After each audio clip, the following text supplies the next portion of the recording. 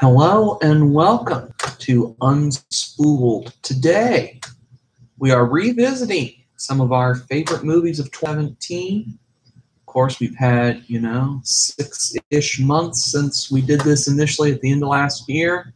So both of us have got the chance to watch some stuff from last year we missed. So we're going to go through, at least I am, everything I happen to watch. Now, I'm not going to talk in great detail about everything, or we'd be here 5 hours, which I personally want to do that. So we're going to talk in detail about my 10 worst, as well as your 10 worst, I believe, correct? Okay, sure, a little bit. Then I'll run through everything up to my honorable mentions. So, my 10th worst, number 72 for the year. I got through 81 movies. Number 72, The Emoji Movie. 10th worst. This is a very, very pointless, just an absolute hollow shell of a film here. There's nothing that is remotely memorable. I honestly couldn't tell you what the plot is at this point anymore. But that plot, as I noted when I originally wrote this out, is so very simple, yet it's so insane and so illogical that it leaves the audience truly confounded with what they just watched. And, the voice works fine, as you'd expect, but everything else about this movie is a truly heinous travesty to the word film. Luckily, I have not seen it.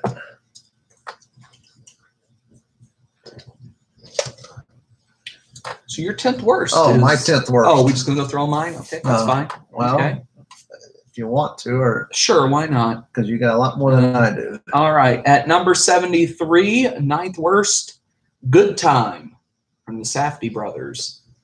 The narrative of this film is basically non-existent. Now, is this really a bad movie? No, it's very well made.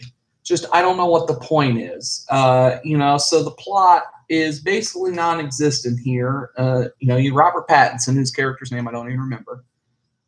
Now, his brother is supposed to be mentally handicapped, portrayed very painfully by Benny Safdie. Very reminiscent like Tom Hanks in Forrest Gump. It's absolutely awful and a slog to sit through that performance. Luckily, he's not in it for too much. But he gets roped into robbing a bank by Pattinson, and the brother takes the fall, goes to prison, and then Pattinson has to try to free him, and basically nothing really happens. Pattinson goes to the hospital because his brother's supposed to be there because he got attacked in prison. He breaks the wrong dude out of the hospital, and then they go to an amusement park to get some acid, and then Pattinson's arrested, and that's basically the movie. And his brother's freed. Not because of anything that Pattinson does whatsoever, therefore making the last hour and a half basically pointless to me. Okay. And then the credits roll. And that's the movie. The journey that Pattinson goes on, typically in something like this, the journey should be very fun or very comedic or something like that, or action-filled, right? That doesn't happen at all in this film whatsoever. And this is just a complete waste of time and nothing really happening on a subjective or interesting level here. 8th worst, number 74, Wonder Wheel from Woody Allen. Wow. Yeah. Take this as you will. The most interesting thing about this movie is the lighting. That's the most interesting thing. The characters are just wooden shells, wooden cutouts of characters. Justin Timberlake is in this, and he's basically a Woody Allen insert character, as he's this very annoying narrator who is an artist, a playwright in particular, who sees the deep complexities of the world that everyone else is blind to here. Classic Woody Allen insert character here. All of the dialogue and line deliveries are very stilted to the point where I was honestly not sure if any of the actors had read the script before they had to start filming. I thought they were maybe reading it straight off cue cards off screen. That was the first time they'd ever read the script. It sounded really weird. And there are lots of plot points that are just never important in any way, like Jim Belushi and his daughter's kid is likes to set fires. This is brought up about like 10 times, but it never goes anywhere for the entirety of the movie. And as I said, the lighting is the most interesting thing because they do like typical stage play lighting, where anytime a character's doing something that's a bad action or talking about something negative, they're bathed in red. No matter what the rest of the scene looks like, they're just bathed in red. Yeah, so it's the lighting is the most interesting bit of this story. Okay. This film. Number 75, which makes it what, 7th worst? Valerian and the City of a Thousand Planets. Now this looks nice. It's very spectacular visually, but it's way too long. Ethan Hawke shows up for like 10 minutes for no real good reason. And as does Rihanna. She plays a sentient bubble that's a stripper or something. Something like that. But ultimately the story comes off as a deeply unclever version of Avatar, which Avatar is not very clever, but this is the paint by numbers version of Avatar, basically. Number 76, 6th worst. All the Money in the World from Ridley Scott. This is a overlong, boring, and just very deeply uninteresting story about the kidnapping of some rich dude's grandson, supposedly based on true events from what the box cover of the DVD says, but yes. Whatever. Yes, I believe J. Paul Getty, who was very rich, yes. Okay. The story is just your basic kidnapping tale. Okay, they kidnap him. They want a bunch of money. They're like, no, we ain't going to pay that. And then we do nothing for 2 hours. And then, there's a resolution, maybe. I don't know. I honestly did not finish this thing. There's about half an hour left. I didn't even bother watching. The movie also does seem to carry some sort of weird message about how rich men should only try to enrich themselves further. So just skip this. Number 77, right in the middle, 5th worst of the year. XXX, The Return of Xander Cage. There are some fun action sequences in this, but the rest of this 100-minute film is a very tedious and uninteresting doomsday satellite weapon plot. And there's not enough action scenes that are fun to make up for the very, very stupid plot. Number 78, 4th worst, Justice League. Oh boy. Just a laughable attempt here from DC. Like, DC has no idea what they're doing whatsoever, as we've got even more evidence of that as time's gone on. They have no idea what they're doing with their live action properties. This one, basically, what do? Like, well, our typical Zack Snyder dark, gritty stuff hasn't resonated well at all, so let's make a Marvel movie. That's what they do here. They try to make a Marvel movie. It really does not work. Affleck, it's Affleck. He's awful. What do you expect in a superhero film? That's what he does. He comes in and ruins things. Henry Cavill is by far the most interesting part of the movie, sadly, because, spoilers, he dies at the end of Batman v Superman. If you didn't want to sit through that 2.5-hour slog, sit through this one. And ultimately that goes nowhere. Like, the death of Superman is a very interesting comic arc, and they have it do basically nothing. The whole plot of this movie is, well, this villain who has the same motivations as the dude from Man of Steel. It's the same villain motivation and villain plot, just with a much more generic version who has no depth whatsoever to him.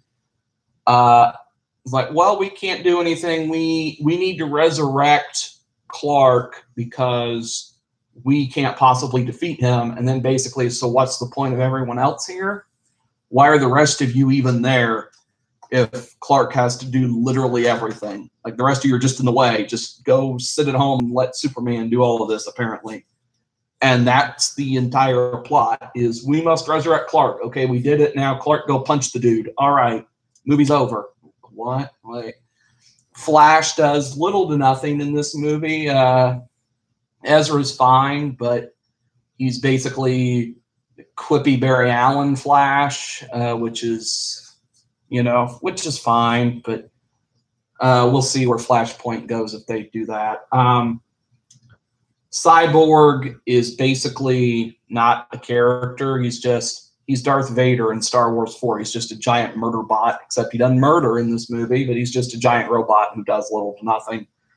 The CGI work is really awful for a movie that's apparently the highest budget ever, or close. I think second highest. Yeah, so the CGI is really bad, and I understand why they had to spend that much money, since they basically made this movie twice. I understand, but because basically they made it all the Zack Snyder version, then Snyder left, and they brought Joss Whedon in, who basically reshot the whole movie. And that's how we led to having to CGI Henry Cavill's mouth for his entire screen time. Oh boy, yeah, this thing's just terrible. Don't bother. I mean, that's the case with all of these. We're getting here after this next one. We'll get to the actually fun but awful movies. Number 79, third worst, Jumanji: Welcome to the Jungle. Oh boy. Yeah, this is just unfunny, absolute slag heap of a movie. That's just such a painful thing to sit through. All of the characters have no depth. They're just all stereotypes played out to their extreme. And Jack Black's awful. Kevin Hart, I mean, he's always awful, but he's still awful. The Rock's fine because he's The Rock. He's fine all the time. He's never good. He's never bad. He's just fine all the time. There isn't even any like ridiculously fun action scene or anything in this. There's none of that. It's just really, really stupid. Speaking of really stupid, number 80, next to last for the year, Wish Upon. This is a very simple but awful, awful horror film. The story is a very typical one. It concerns a young girl who finds a music box that grants 7 wishes but kills someone each time she wishes. Now, this is one of the best comedies of the year. Unfortunately, that's not the point. But the person who wrote this has no idea how people talk, apparently. And it's just very bizarre dialogue, almost Tommy Wiseau level of bizarreness to half of the dialogue in this movie. The deaths are like Final Destination level comedy. And it's not really worth watching at all as a horror film or for an interesting story. It's none of that. It's very good for like a Mystery Science Theater 3000 episode. It's great for that. If you want to do that, this is a great movie for that. But it's not good for anything other than that. The worst movie of the year to me by like a mile. Number 81 overall, The Snowman. This is just tedious, boring, and like nonsensical levels of inane. There's little to no motivation given to the serial killer. None of the actual reasons behind his killings make really any sense here. The movie as a whole doesn't really explain much of anything either. It's like, here's stuff going on, but we're not going to tell you anything. This doesn't even work as like an unintentional comedy. There was nothing really funny until like the last 10 minutes. The rest of the movie is just, what in the world is happening? Why is she naked? What is happening? What? Huh? It's just a bunch of that for an hour and a half, and then 10 straight minutes of laughs at the end. You know, I mean, there is some unintentional comedy every time with the main character. His name's Harry Hole, which is just not gonna not be funny. Like that name's just going to always be funny every time anyone brings it up in dialogue. And there is great acting talent in this. You know, Fassbender is great as he is. J.K. Simmons shows up. Rebecca Ferguson's great. But they're all wasted on this just awful, heinous film that should not be watched under any circumstances. What do you have? Okay. My bottom 10. Mm-hmm. Starting up was not the worst, but in the opposite order. 10th worst is The Great Wall. I stayed away from that one. This one, Matt Damon is the hero in this movie. It's about, yes, the Great Wall of China way back in the 11th century. This movie just doesn't, I don't know, it just doesn't get it. Yeah, Damon is looking for the black powder, which would be gunpowder, of course. He gets captured at the Great Wall and he's imprisoned, and he shows how great he is with a bow and arrow when the Great Wall is attacked by some creatures. And the CGI on this movie is impressive most of the time, but some of the times the CGI does fail. Doesn't Oberyn Martell show up in this movie? Pedro Pascal. Yeah. Isn't he in this Pascal, for like 5 minutes or something? Pedro Pascal, he's in a throwaway role. Okay. Yes, he is. He is like Damon. Well, he's just a throwaway role to me. Yes. Mm-hmm. It just doesn't ring true. Where the 50 or so soldiers is holding back 1 million or so creatures. It just doesn't. The storyline just isn't impressive enough, etc. So my 9th worst of the year, from the TV show from the 80s, Chips. Yes, directed by Dax Shepard and starring Dax Shepard. I stayed away from this as well. It's not the worst movie ever, but it's not a very good movie. There's a bunch of rather crude humor, and it's not always funny. But there are some genuine funny parts. The plot's rather thin.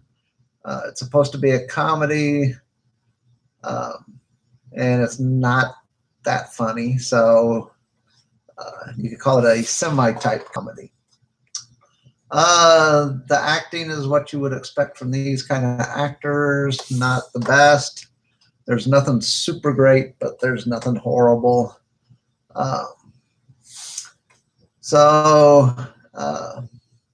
Yeah, if you watch the TV show from the 80s, you do not need to see this movie. Like I thought I might need to. Next up is one you've already discussed. Valerian and the City of 1,000 Planets. This one really disappointed. It's going to be a great movie, but boy, it was just disappointing. So I'm not going to say much more than that. I don't have much more written for that. It could have been so much better. Next up on my list, Murder on the Orient Express, the remake.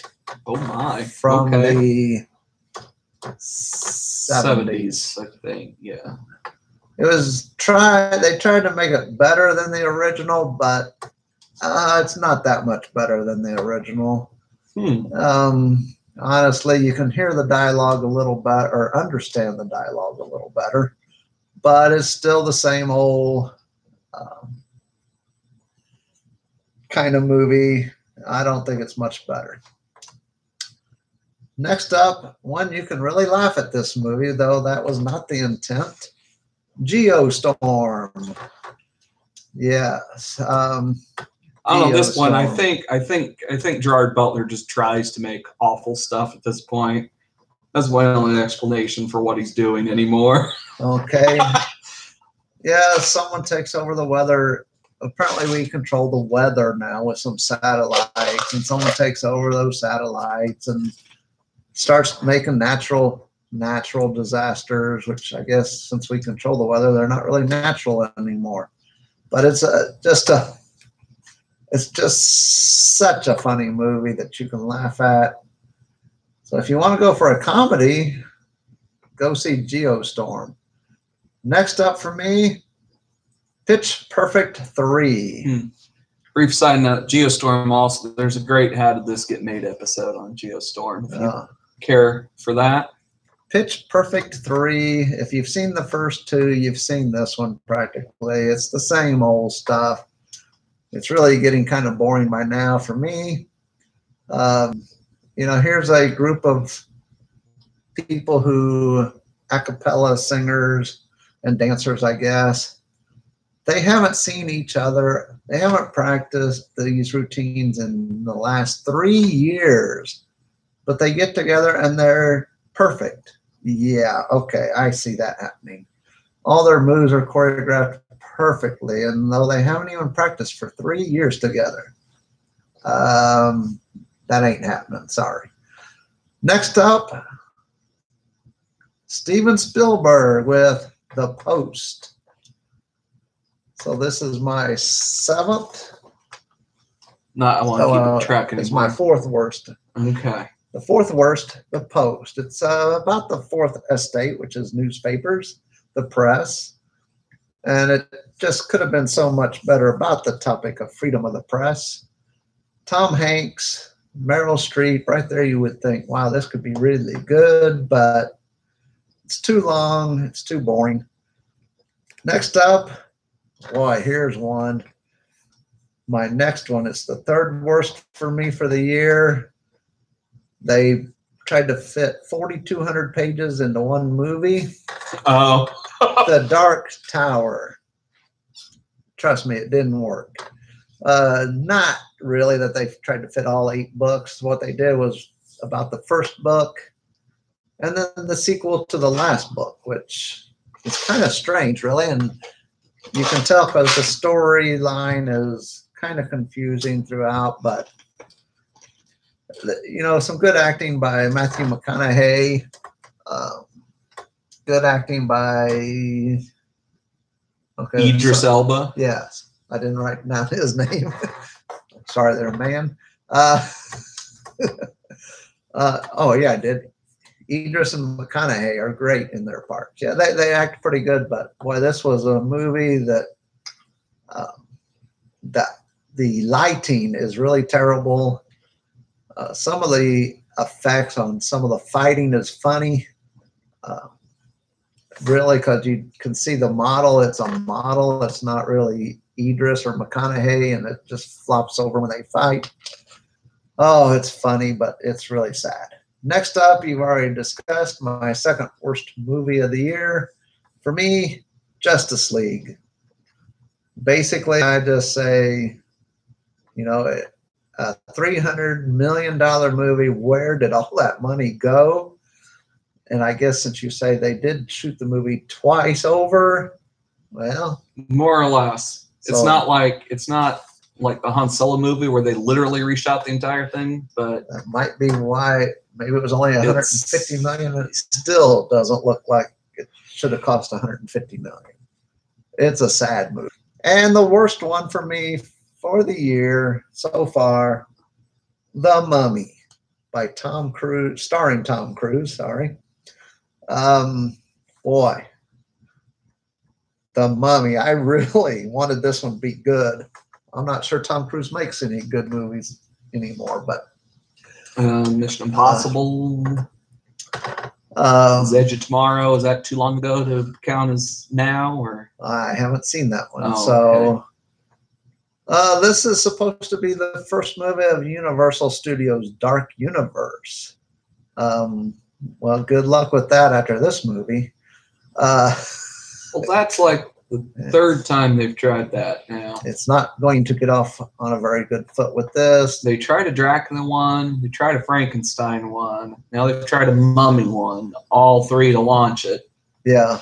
And guess what? Creature from the Black Lagoon's next. They're going to try. I don't know. Or are they just going to give up?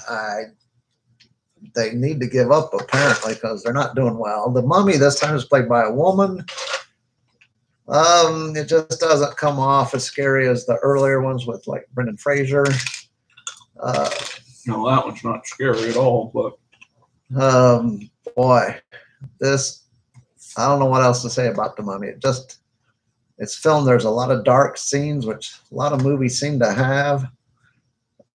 You don't have to pay a close enough detail or attention to detail when it's super dark, I guess. This one, they'll just need to retry to reboot this franchise or this universe again, I guess. Yes.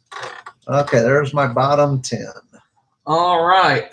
Now I'll just go all the way through my 71 up to, I'll go to 30, and then I'll get in more detail.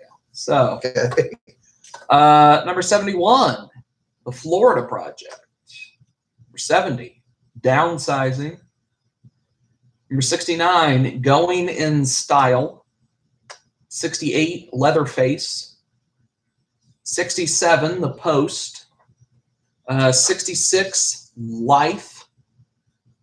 65, Pitch Perfect 3. Number 64, The Dark Tower. Number 63, Annabelle Creation. 62, Death Note. Number 61, Kingsman, The Golden Circle. Number 60, I Was There Too. That's a short film. Number 59, My Friend Dahmer. Number 58, Kong, Skull Island. Number 57, Beauty and the Beast. 56, Batman and Harley Quinn. Number 55, Happy Death Day. Number 54, Split. Number 53, My Little Pony, the movie. Number 52, Jigsaw. Number 51, Guardians of the Galaxy 2. Number 50, John Wick 2. Number 49, The Killing of a Sacred Deer. And this was a disappointment here, this film. Number 48, The Lego Ninjago Movie. Number 47, Murder on the Orient Express. 46, Loving Vincent.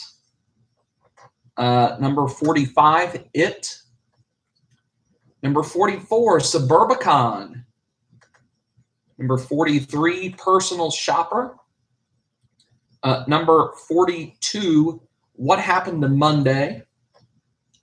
Number 41, Power Rangers. Number 40, Wonder Woman. Number 39, Spider-Man Homecoming. Number 38, The Beguiled. Number 37, Atomic Blonde. Number 36, Colossal. Number 35, I Don't Feel at Home in This World Anymore. Number 34, Justice League Dark. Number 33, Little Evil. Number 32, A Cure for Wellness. Number 31, War for the Planet of the Apes. Now, number 30, my first of 20 honorable mentions, I guess. Number 30, Darkest Hour. This was one of two films we got this year centered around the evacuation of the beach of Dunkirk in World War II. Yes. This one is dealing with the political machinations of Winston Churchill behind that evacuation, not the actual event like one we'll talk about later, don't worry. Now, this is a very wonderful and stirring look at those political decisions during the early days of World War II, specifically the evacuation of Dunkirk. This is also a very truly unusual film for this kind of story. It's a lot weirder and artistically abstract than these kind of films usually are. There's a lot of really wonderful slow motion pan shots in this that are really, really gorgeous. And Gary Oldman is very phenomenal here in his role as Winston Churchill. And just all in all, a very wonderful film through and through. Number 29, Alien Covenant. This blended to me, the best elements of a lot of other films, blending the body horror work from the original Alien, the action-heavy shootout scenes in Alien 2 or Aliens, the grandiose philosophy stuff from Prometheus, as well as the man and machine mixing stuff from Blade Runner. This is very, very good. The cinematography is very excellent here. And the plot of the movie, if you think about it too hard, can lean into some stupidity on occasion. That's why it's not higher. And the implications on the rest of the franchise are a little unusual, very White Walker and Game of Thrones-esque if you think about it for too long. But this is still a very profound and very interesting plot about humanity, robotics, and their relationships. You get one of the weirder scenes where Michael Fassbender is attempting to make out with himself. It's very interesting. The kills in the movie are some of the goriest, and some of the scenes will be too much for the faint of heart to handle if you don't have a great stomach for gore. All in all, a very good film that does everything that Prometheus did, just a tad bit better, with a heavier lean into action territory than grandiose philosophizing. At number 28, Ghost in the Shell. This was really good, a lot better than I expected it to be. This is honestly one of the first good live-action adaptations of a Japanese source we've really had here in the States. Now, this obviously not nearly good enough, not nearly as good as the original anime film, but it does still do enough to set itself apart from that original to make a very lasting impression. The film is very visually stunning, as you would expect for a work of this nature. And ScarJo is very good here in her role as the Major. The topics of humanity, identity, consciousness, and if robotics is really something we should be dabbling in, let alone merging human bodies with robotic upgrades of some sort, is still all there. They're just very dumbed down, as you'd expect for an Americanized version of a Japanese film.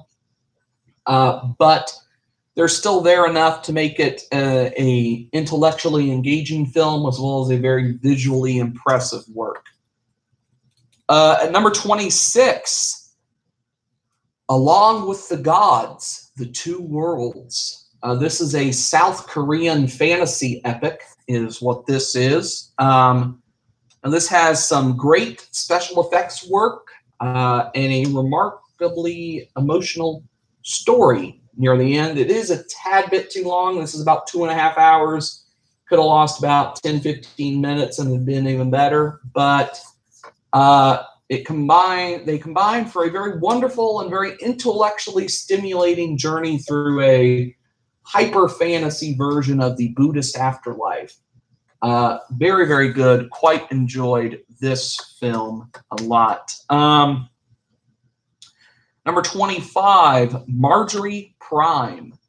This is another little indie film, which is a very emotional look at memory and grief as explored through the idea of having computer programs able to replicate our dead relatives and loved ones to give us a sense of companionship for as long as we so wish them to. Movie, it will move you to tears and also challenge your mind. John Hamm and Lois Smith in particular are terrific here. Gina Davis shows up. She's fine. All in all, a very interesting and wonderful film here. At number 24, Get Out. This is a lot different than I expected coming from Jordan Peele. This is a straight horror film. I expected a hilarious comedy romp. I was not given that at all here. But this is really, really good. It's about white people mind controlling black folk, kind of, and forcing them into some sort of maybe sex slavery, maybe just not sex, but still slavery of some sort. Now, unfortunately, this film, at least to me, didn't really work as an examination of race relations nor racism in the modern day setting as it should have been. It does, however, work greatly as a deconstruction of interracial relationships and how they can be highly exploitive of the racial minority in said relationships. On the surface level, this is a wonderfully constructed work of psychological horror with a great tone, great atmospheric work here, as most of the film is very creepy and off-putting throughout its entire runtime. The film really shifts into this territory once we get to the white girl's parents' house and the party gathering stuff begins. Peele's directorial debut here is fantastic. Can't wait to see what he does next after this one. At number 23, Film Stars Don't Die in Liverpool.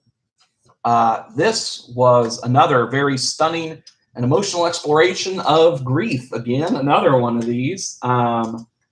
This is truly an unusual and remarkable type of relationship and topic to be explored in cinema, not one usually a young-old relationship where the older party is in the latter stages of death, basically. Very, very emotionally moving and a very riveting watch throughout the entirety here. Number 22, Hostiles.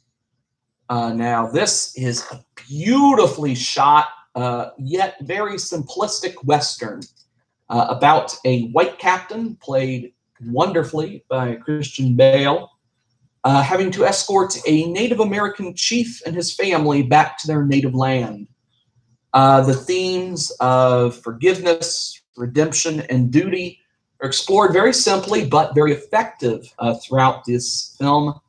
It is also a very absolute brutal film. Not any spoiler here, but within the first 5 minutes of the movie, you watch a literal baby get murdered. And that sets the tone pretty well for where it's going to go in terms of the level of brutality in the action scenes and stuff. Also filled with racial slurs. If that's an issue for you, then be aware of that going into this. But very wonderful and a very, very great film. Number 21, the Lego Batman movie. This was very, very good. A very smart film, much in the vein of the first Lego film. Now, at its heart, this is a film about the Batman franchise and its many flaws, very meta commentary. Well, it also manages to discuss family, relationships, and friendship, as lots of more children-oriented films are wont to do nowadays. Now, Will Arnett's Batman voice does get grating after a little bit, but it's not too bad. But all in all, this was a great and wonderful all-ages affair. At number 20, a very not all-ages affair, Cult of Chucky. Now, here's what you want out of this, right? You want Chucky to be fun and funny, and you want absolute gory, insane kills, right? That's what you want out of these kind of movies, right? Okay. You get both of those in these. The kills are gory, fresh, frequent, and a couple of them even manage to get a reaction of disgust out of me, which is a very high mark for these kind of films. The story is actually mildly interesting, more so than you would expect it to be for this style of horror film. Actually deal with mental instability and mental health. It doesn't go full bore because we don't want to detract from the Chucky murder stuff. But it is solid enough to keep you entertained and engaged with what is happening in between all the terrific Chucky stuff. So love this one a lot. Number 19, Ingrid Goes West. Now, this is an absolutely haunting and hilarious dark comedy about the dangers of social media and how it can lead some mentally unstable people down very dark paths to the point of literally traveling across the country to go find someone that you saw on social media here. The story is both touching and very important for modern times. Lots of laughs and some very unintentionally horrifying stuff in this film. Number 18, Baby Driver. A very fun heist film that pushes its style over its substance, as Edgar Wright is wont to do most of the time. But there's still a good amount of substance packed into this film. The musical score is very terrific and is smartly and expertly weaved into the actual action of the film. Very unusual for a non-musical to do that. There are some interesting twists and turns on the first watch. On the second watch, it's very uninteresting, unfortunately. That does leave us in a somewhat unsatisfying ending, at least for me. I don't particularly care for nor buy the romance that they try to throw out here. Overall, the cast is really great. John Hamm and Jamie Foxx, both great here. The action is wonderful and breathtaking. The driving sequences are admittedly incredible throughout this film. And the score is very well done. Number 17, Thor Ragnarok. Very different Thor film than we're used to. The first two were undoubtedly some of the worst Marvel's done. They weren't bad, but they were Ant-Man type, very uninteresting and really standard stuff. In this movie, we not only get a completely humorous and comedic tone, as we would expect from Taika Waititi, but we also get Thor with the full extent of his powers to this point. This is by far, I need to re-edit this, but this is by far the best MCU movie so far. When this came out, that has since been surpassed at least twice. And it plays almost everything for comedic purposes. The film is gorgeous, colorful, and an absolute joy to watch and to look at. Jeff Goldblum shows up and is just here to have fun for 20 minutes. He's great.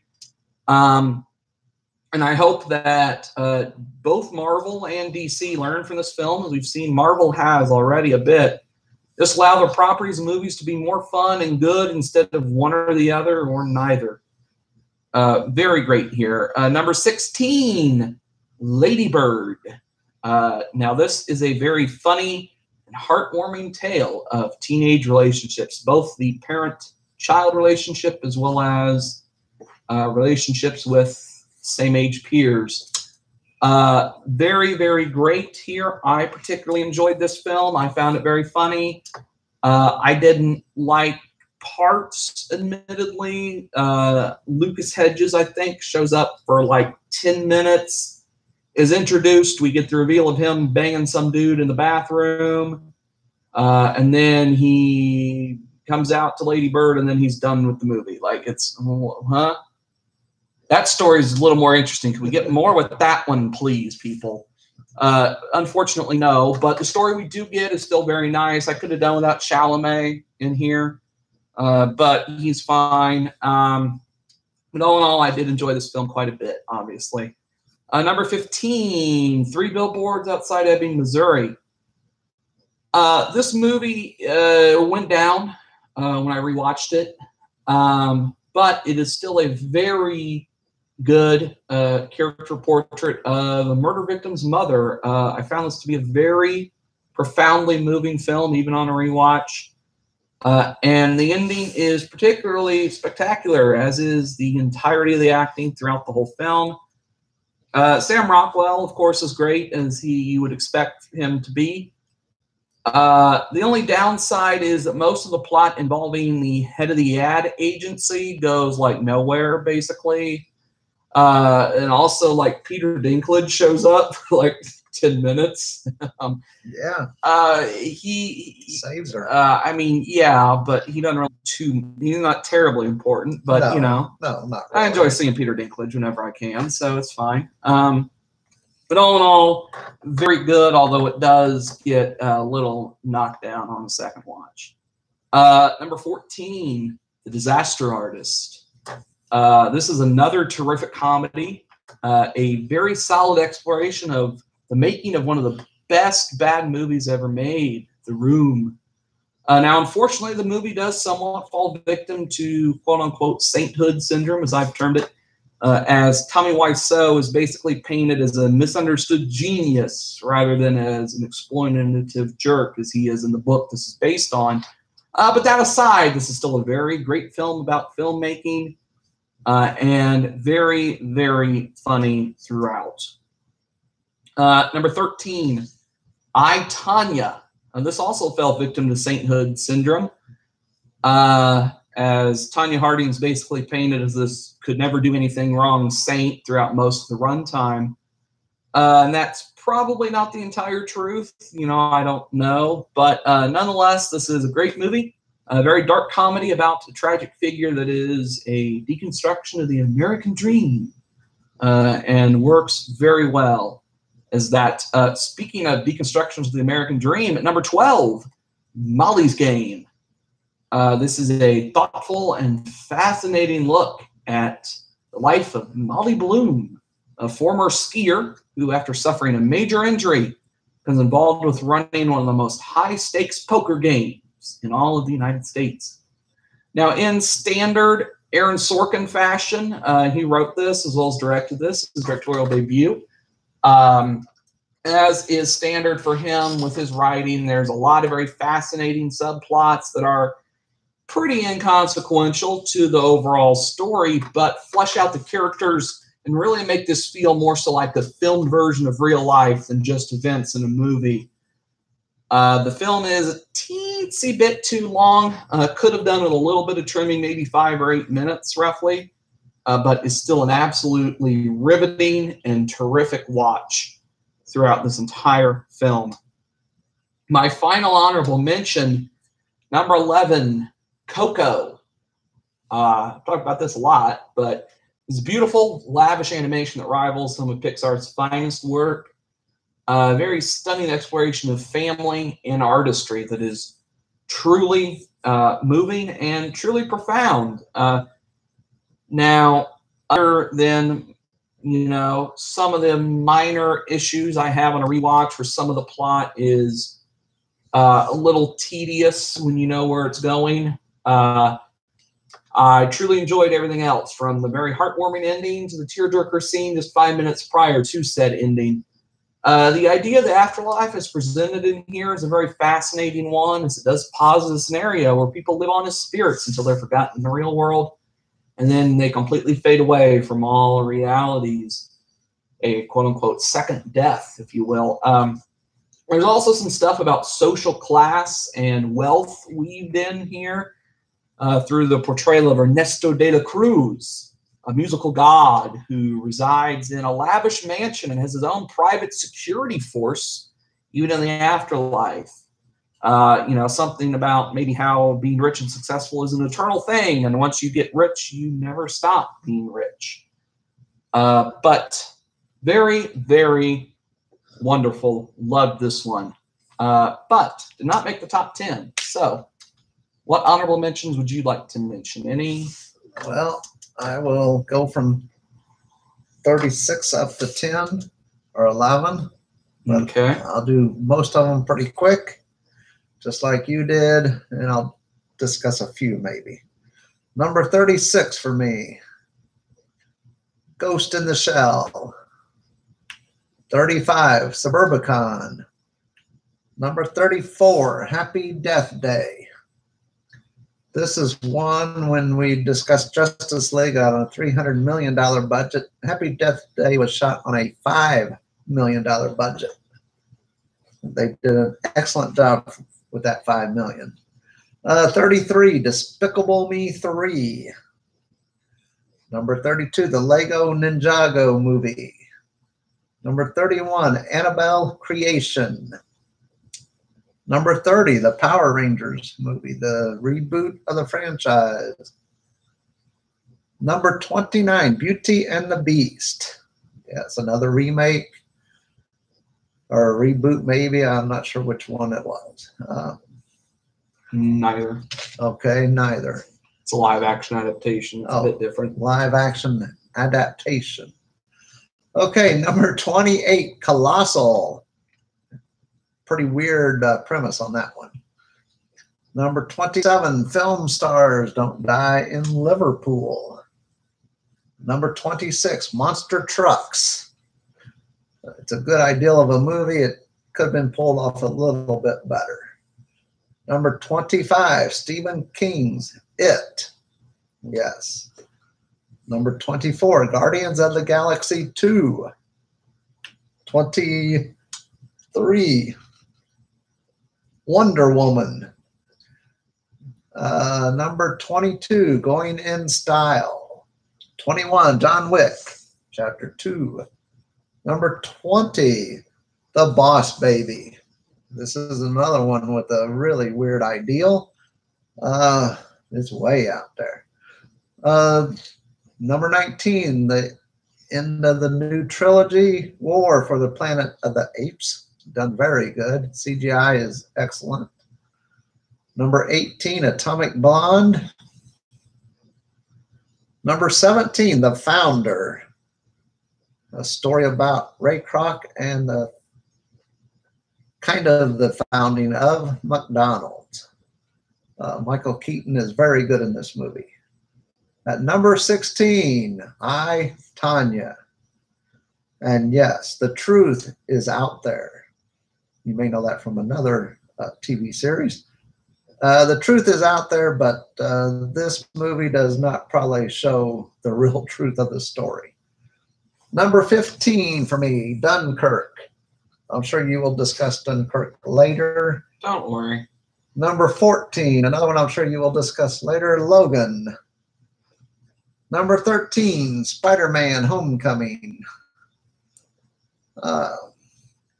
Pretty well done movie. Number 12, Kingsman, The Golden Circle. I think that's number 2 in that series. Mm-hmm. More of the first, just more fighting. Guys are indestructible, it seems. Number 11, Baby Driver. A very interesting movie with a very good soundtrack, yes. There we go. All right, we'll go one at a time through the top 10. So at number 10 for me, Steven Soderbergh continues to be incredible with Logan Lucky. One of, if not really, I think actually, yeah, the top comedy of the year for me. Definitely the funniest movie of the year. Adam Driver in particular here is very hilarious as the one-armed bartender. Now, this is a heist film, as you may or may not know.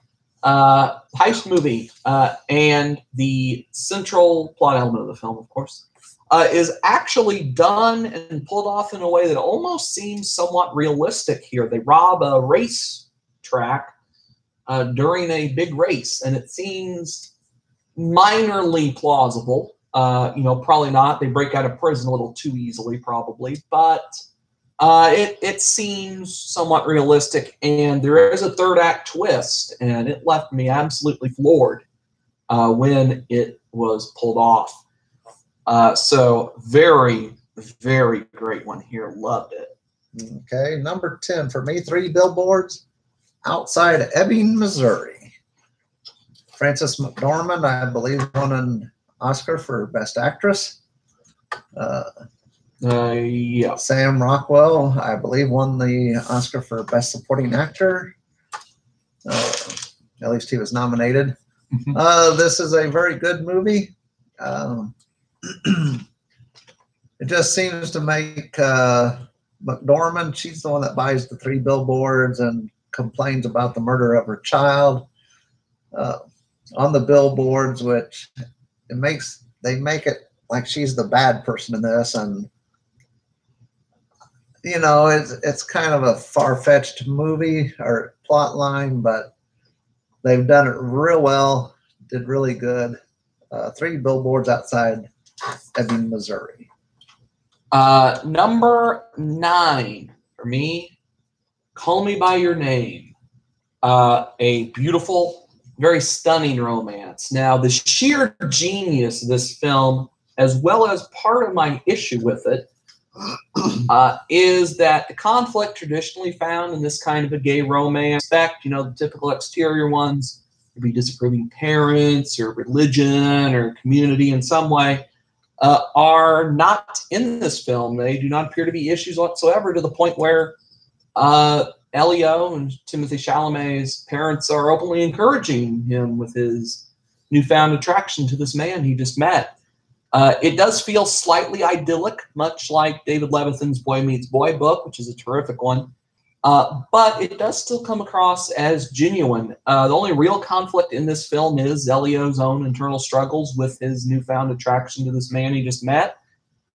There is a very universal feel and universal quality to the story. The feeling and subsequent turmoil of falling in love for the first time and then having that relationship end one way or another. And the film is shot and paced almost like a documentary, where it feels like you're actually there in Italy following these two around the countryside and everything. It's beautifully shot, gorgeous to look at. Timothy Chalamet and Armie Hammer both deliver incredible performances, as does Michael Stuhlbarg as Chalamet's father. And this is a film that will both warm your heart and then subsequently rip it out and dance all over it. And it is something that is not to be missed, for certain. Okay. Number 9 for me is a movie where we are on polar opposites, of course. Oh, this one, number 9, Jumanji. Oh, Welcome to the Jungle. I think this is a worthy sequel to a movie which I really didn't think they could make a sequel to, but they did very well. Kind of a video game twist on this one, where they do have lives and save points and all kinds of stuff there. I thought it was done very well. It took them a long time to make a sequel, and I am sure I'm not alone when I think it's a pretty good movie. So Jumanji, they go out to the jungle this time. Number 8, the least to say the divisive film of the year, Star Wars: The Last Jedi. Now, to me, this is very refreshing, very different from what we've seen before in the Star Wars universe, which is the biggest point of contention of why people don't like, is that it's very different. There's a very heavy focus on narrative and character development, which we really hadn't seen before in the Star Wars universe, other than the prequels, and we know how that went. The few times we get action sequences in this film, they're very stunningly gorgeous and beautiful to watch, as well as thrilling. The throne room fight scene, of course, most notably in that case. Now, I could really get the sense throughout one type weapon battle like a Japanese samurai film or even a Japanese anime, something like Gundam, and it comes across tremendously, providing for some of the best fight sequences in the entire saga. Mark Hamill delivers his best non-voicing the Joker work of his career here, and it is truly rewarding to see the growth of his character throughout this